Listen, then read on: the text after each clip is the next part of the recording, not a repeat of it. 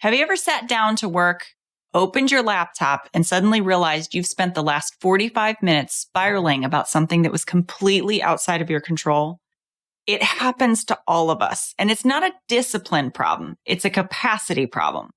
Today, I'm showing you how to turn those emotional hijack moments into power instead of paralysis. So let's dive in.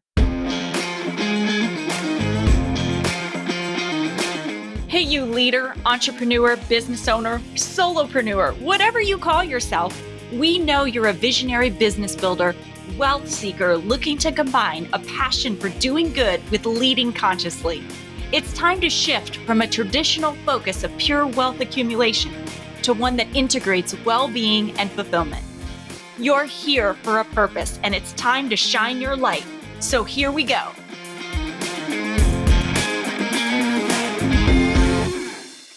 Welcome back to the Conscious Edge podcast. I'm your host, Alecia St. Germain, and founder of the Conscious Edge, where I help women entrepreneurs expand what they can hold emotionally, energetically, and financially so they live their lives and businesses in a sustainable way that is deeply fulfilling. Today, we're going to continue on with something that is so near and dear to my heart. I've been working on it behind the scenes for so many months. This is a continuation of the Capacity series. If you're new here, I am so glad you found us and you're joining at the perfect time. Don't worry if you missed any of the previous episodes. You can always go back and listen to those at a later date and time. These are standalone and you will get valuable information from today's episode, even without context of previous episodes. So you can listen whenever you're ready. We release new episodes every single week to support you in expanding your emotional, energetic, financial, time, and relational capacity. So if you enjoyed today's conversation, make sure you hit follow or subscribe so you never miss an episode. So today we're diving into one of the biggest levers in your leadership, your emotional advantage. This is your ability to feel fully without letting your reactions run the show. You've had it happen, I'm sure, where you experience something, you react to it. In the hindsight, you're like, I don't know why I reacted that way. And chances are there are certain patterns of reactions that you have that keep coming up and it's frustrating. So today, I hope it gives you some insight into what's happening and how to take control of how you feel. I shouldn't even say how to take control of how you feel. You can't control how you feel. We so often, this is where we get into gaslighting ourselves, when we get into some toxic positivity where we try to control how we feel about something. But while we can't control how we feel, we can expand our capacity for how we respond. And that's what you're going to take away from today's episode. So let's get into it. I'm so excited to have you all back for session number 2. In session number 1, we were talking about the energy reset. So we talked about how behavior can show us where we're out of alignment and how when we become aware of our behavior and those times that it's in conflict for what your vision is and for what your intention is when you choose to do other things, that behaviors that window into those places where you may be out of alignment. So today we're going to continue on the awareness part because awareness is everything. If we don't start with some kind of awareness, then we aren't able to make that choice to move and change things. So I want to talk today about the emotional advantage, which is where we turn our reactions into power. And emotional capacity is really this foundational piece of leadership resilience. So it's what we do when things don't go according to plan and how much we let our emotions run the show. We can't always help what we feel, but we can help how we react. So I want to start by grounding us in where we left off last week. We were talking about the energetic portion of things and having the capacity to expand what we can hold. I wanted to find out from all of you, if you want to put in the chat, what are some of the protection patterns? What are some of the behaviors that you noticed that you were doing in your life just this week that were out of alignment with what your intention was and what you want to create in the world. And these protection patterns are going to show up anytime our nervous system feels unsafe. So today we're going to go into connecting that piece of behavior to the emotion that's underneath it. This isn't about it being a failure or that you didn't do something right. It's really just learning to use our bodies as feedback where our behavior and our intention aren't matched and what's underneath that. So Connie says, people pleasing came up for you, micromanaging and trying to control everything. We're going to talk about what some of those things mean. Getting upset with something outside of my control and letting that feeling control my mood. Oh, it's so annoying when something rents space in your mind, right? And you want to get back to work, but your emotions have hijacked your brain and you can't quite get out of it. Today is going to really help with that. So we're going to now get underneath what those behaviors that you're doing, what's underneath them. So let me start with what exactly is emotional capacity and why does it matter? So this is your ability to feel fully and stay grounded in how you respond. And what happens is when we have low emotional capacity, we become reactive. Now, there are things that can affect your emotional capacity. If you are tired, if you are hungry, if your basic human needs are not met, you are more likely to lower your emotional capacity for things and create more reactivity. But also our frustration tolerance, how much practice we have had to regulate our emotions, to feel our emotions and know what to do with them. If in many households, when we were raised, emotions were not welcome. It wasn't okay to be mad. It wasn't okay to be sad. It made people uncomfortable. And so you learn to stuff those emotions down. And what happens is if you think of a beach ball and you're in a pool, if you are shoving that beach ball down under the water, you can hold it down, but eventually it's going to pop back up and it's going to splash in your face and it's going to, be everywhere. So what happens is that beach ball popping up is our reactivity, because instead of emotions flowing through us, those emotions are being stuffed down. And then they pop back up on us when it's not the most convenient time sometimes. So when we have expanded our capacity, what happens is we now move into regulation and choice. So we have the ability to feel our emotions, say to ourselves, what does that mean? What is my emotion trying to tell me?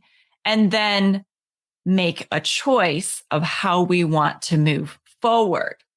So I want to start by looking at the patterns that oftentimes show up and to mirror our capacity killers from last week, things like overworking and people pleasing. Those were the actions or the behaviors that we were taking. Let's now look at the emotional capacity killers this week. So when we look at emotional capacity killers, first, you're going to notice that these very much relate to protective responses. So when we've heard of trauma responses, freeze, feign, fawn, flight, and fight, these are all the protective responses that run automatically when we experience something that our body feels unsafe. So one of those capacity killers from an emotional standpoint is overwhelm. Overwhelm is related to the freeze response. So this is when your system gets flooded with emotions and then it shuts down to avoid the overload. This is very much similar to, and not to be so primal, but when you see a lion chasing a zebra, there is a point where a prey animal that gets caught, the animal will go into a freeze state and the body will literally shut down and it will release chemicals that are numbing and have them disassociate from any kind of pain that they're feeling. And it's a protective mechanism to make that process less painful. And so when we get flooded with emotion and we are overwhelmed, we will feel stuck and paralyzed. You'll stare at your to-do list, but you won't be able to start even though you really want to. You'll numb out with screens you'll procrastinate, as we call it. And so you'll maybe scroll through or binge watch Netflix, and then all of a sudden hours have gone by and you don't know what happened. That was very likely part of a freeze response caused by overwhelm. Okay. Judgment is our next emotional capacity killer. When we are judging ourselves for feeling a certain way, you can't necessarily help how you feel, but when you make yourself wrong for feeling a specific way, that is when we feign, which is basically where we perform or we fake calm, control. We can also fake confusion. Like we don't want to look at the fact that maybe something underneath it will say, well, I don't know, or I don't understand. And we do that to avoid vulnerability and responsibility. So this looks like downplaying stress. We can intellectualize our feelings like I shouldn't feel this way, or this is where you get into the toxic positivity, or you gaslight your own emotions and you deny that you have them. People will often over-explain when they are feigning or in judgment because they will feel like they need to explain something more fully in order to prevent judgment from others. It's almost as if like, if I give you more context, you'll find me more acceptable. It can be also pretending confidence. So we get a lot of times there's a masking that happens where someone is using a lot of bravado and acting like they know what they're doing when they don't. So how many of you have at times maybe perhaps been in judgment of yourself and maybe see some of these characteristics in yourself? I know it's really uncomfortable to look at those capacity killers and say, like, I do these things. But what I want you to understand is that these are not flaws. These are strategies your nervous system has actually created to keep you safe. So nothing wrong with them, just they are what they are. And when you're willing to look at them and not judge yourself for having them, you then have the ability to take control of your mind and be aware of what's there, be about everything. When someone judges others, they very likely judge themselves like by 10. So that's very common that judgment will go out towards others as well. But the idea is here is I don't want to be judged, so I'm going to perform. Shame is another one of those emotional capacity killers. And what shame does is it causes people to fawn. So they literally like make themselves small in order to stay safe and accepted. And shame has a lot to do with worthiness. And it's oftentimes a lot of people pleasing. Like if everyone else is okay, then I will be okay. If you're happy, then I'm happy and I'm safe. So you'll say sorry for things that aren't your fault, like just sorry for the sake of sorry, over accommodating, shrinking your ideas or your voice just to keep the peace, not really speaking your mind or saying your truth. How many of you find that maybe you might do some things related to shame in the ways that you protect yourself? The other one is avoidance. So in avoidance, this is related to our flight response. So this is where we escape through distraction or busyness to outrun discomfort. So if you are someone, when we get into a couple more sessions, we're going to talk about our time capacity. If I look at your calendar and your calendar is stacked so full of commitments, and you just go from one thing to another. And as soon as if you're someone who's like, as soon as I finish this one thing, then I'll have more time on my plate. As soon as I finish this project, then I'll have more time. And then that like never having more time comes. That constantly multitasking, overworking, putting things on your calendar, taking up new projects is very often an avoidance practice that falls into the flight response. So, how many of you have packed schedules?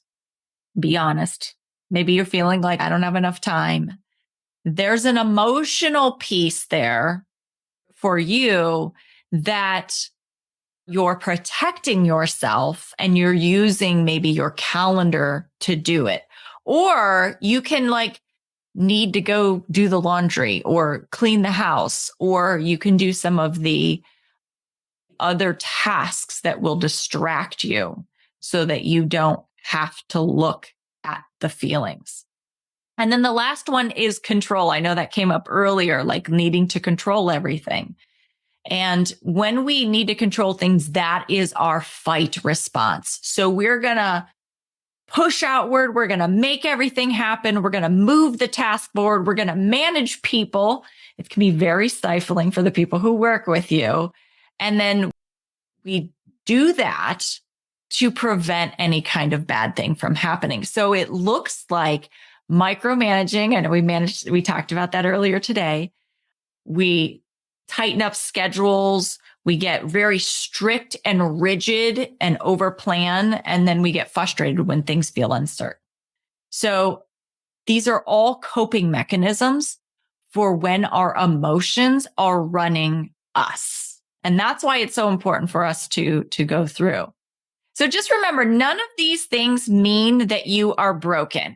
It means that your system feels unsafe because emotions are red flags. When we have an emotion that doesn't feel so great, like one of the maybe what we might call negative emotions, which they're just data. But when we have one of those emotions pop up for us, it only stays in our body for 90 seconds. And then it has to be reaffirmed by a thought. Sometimes that thought is unconscious. But when we become aware and we feel the emotion, and then we ask ourselves what's underneath it, then what ends up happening is we can make a choice to break the emotional cycle. So that means that you can shift in 90 seconds.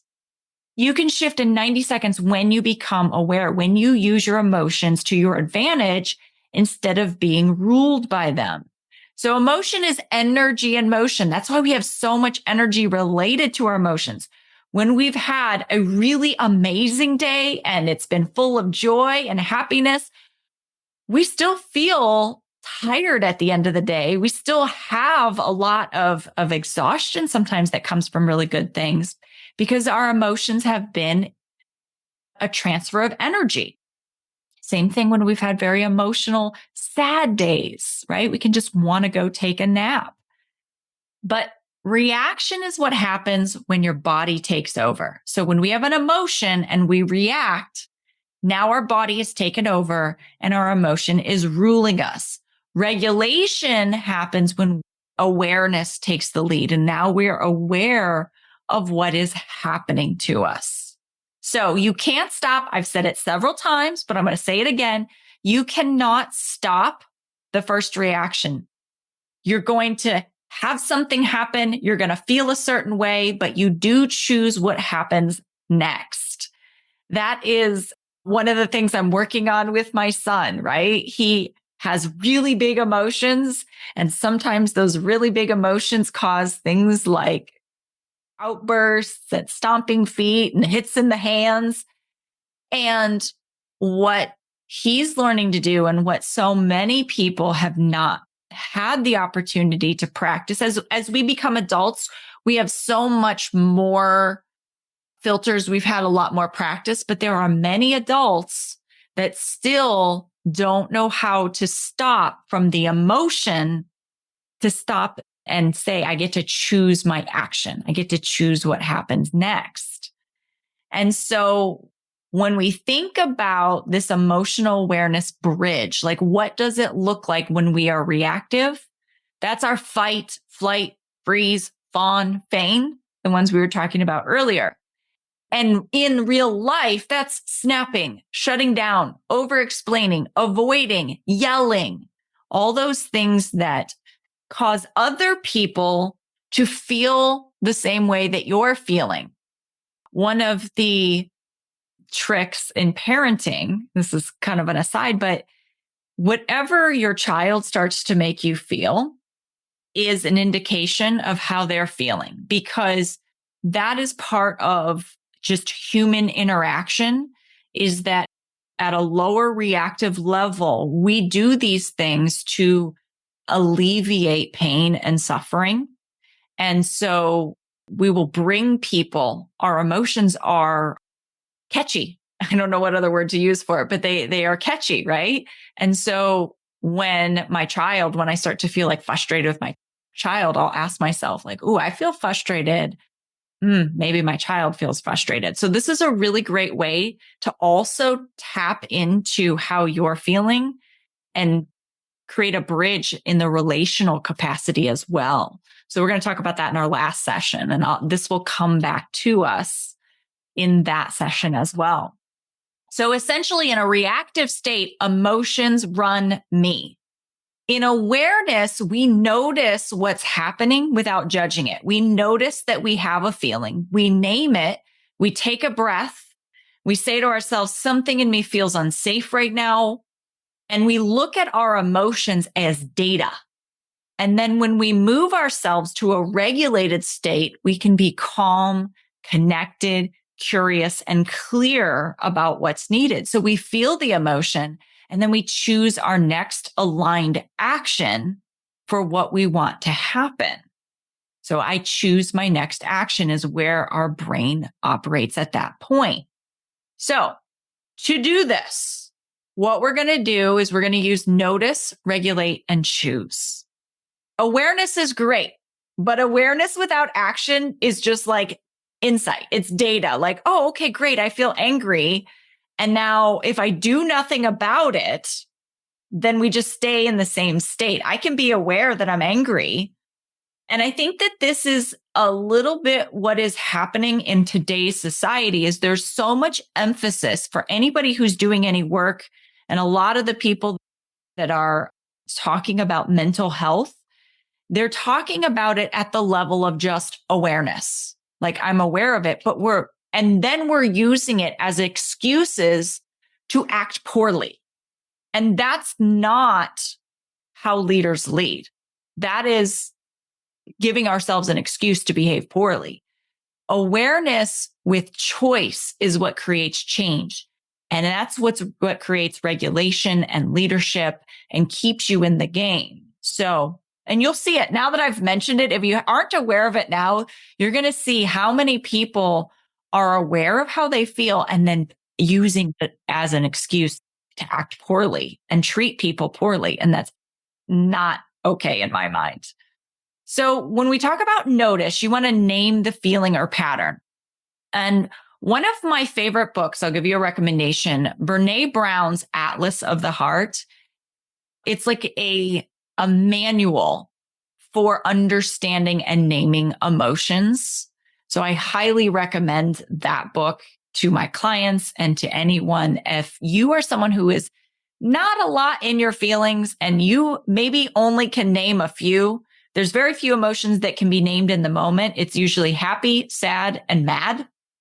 There's a whole plethora of emotions that are available to us to name. And when we understand and can name that emotion, it can help us understand what is the need. What is it that we're needing? So we name the emotion and then we regulate. This looks like breathing deep, grounding, moving your body, like going for a run, going for a swim. Grounding means like being where you are, realizing that there's no lions or tigers or bears coming to get you. You are in your space. Like I'm in my space right now, safe in my office. There's nothing that's going to happen to me. My body is physically safe and I'm not going to be harmed. So that's grounding. And then breathing is very, very helpful in getting us back into a regulated state. So the last piece is then choose. Take one aligned next step. So instead of controlling, I can ask for clarity. And depending on what I'm feeling, that will tell me what might be the next aligned step. So what I want to do now is have you take your hand and place one hand on your heart, one hand on your belly. And I want you to take a slow, deep breath in for 4. And I want you to let that air go into your belly. It should move your belly hand. So 4 in, 1, 2, 3, 4. Now you're going to hold for 4. 1, 2, 3, 4. And you're going to exhale for 4, 2, 3, 4. Now, what's one emotion that is present for you without judging it? What's one emotion that is present for you? Peace, ease. So I want you to notice how your body shifts when you just simply allow that feeling versus judging yourself for it. This is what re-regulation would look like in real time. It's your bridge. So many times the things that seem so simple, like you could be sitting here and be like, this is so simple. Everybody talks about this. Yes, because it is simple, but it doesn't mean it's easy. It is a practice. All of this that I am teaching you around capacity is a practice. And when we are constantly in practice and being mindful about what we're practicing, we continue to expand our capacity to new levels. It's when we become unintentional and unaware and reactive that we limit ourselves and hold ourselves down. So even though it might be something that you know, it's do you know it in your bones? And is it part of your regular practice? That's awesome, Connie, that you've been doing that. So what I want you to do for this week is I want to have you ask yourself, what emotion has been driving my recent behaviors? So last week you were looking at your behaviors, thinking about what you were doing that was unaligned. Now I want you to layer on top of those behaviors. What was the emotion that drove you to do that behavior that was unaligned, that was out of alignment with your vision, out of alignment with the intentions that you had? And what message might it have for you? We want to start listening to our emotions. What message might it have for you? So between last week's session and today's session, we have layered behavior as the first place we can start to pay attention. And the second place is our emotions. Now, what's interesting is some people are more feeling people, so they actually feel their emotions before they realize the behavior. Other people are more behavior people and they realize the behavior before the emotions, especially if you're one of those people that's in the doing. Either way is fine, but very often the behavior is our gateway of like, why am I doing this? Why did I act that way? Because behavior shows us the pattern. Emotions show us the cause. They show us where did it come from. And when we have both, what happens is that we begin automatically to just expand our capacity because we're aware of what is happening. So let's turn that awareness into activation. Now, if you remember from last week, it was a circular process. First, we become aware, then we have activation, which means we start to choose. Next week, we're going to be talking about the wealth shift, where we move from proving ourselves to purposeful growth. So often people are equating money to their value or worth, or money to accomplishment. And when we are coming from that place, it's not a very clean place to make money from, and it can create a lot of emotional responses and suck energetic capacity, which is why we started in those two places. So when we move to activation, we are making the choice to work on ourselves. We are making the choice to do the work to now make changes in our life. From a financial perspective, we're talking about strategy. When we're talking about time capacity, we're talking about what our calendar looks like and what we choose as a priority.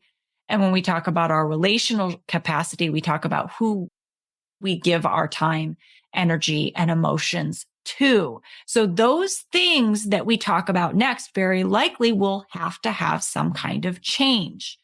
If you are feeling ready to invest in your own expansion and you want to know what that might look like to do with coaching support, then I'm going to invite you to book a edge strategy session with me sometime this week. If this week doesn't work out, the series continues on, so you'll have additional opportunities to do that. But if you would like to discuss with me what that looks like, we will go over what your conscious capacity assessment. We'll talk about what specific assumptions you're making that are limiting your growth, and then explore what that looks like to expand your capacity with support. So that is everything I have for you today.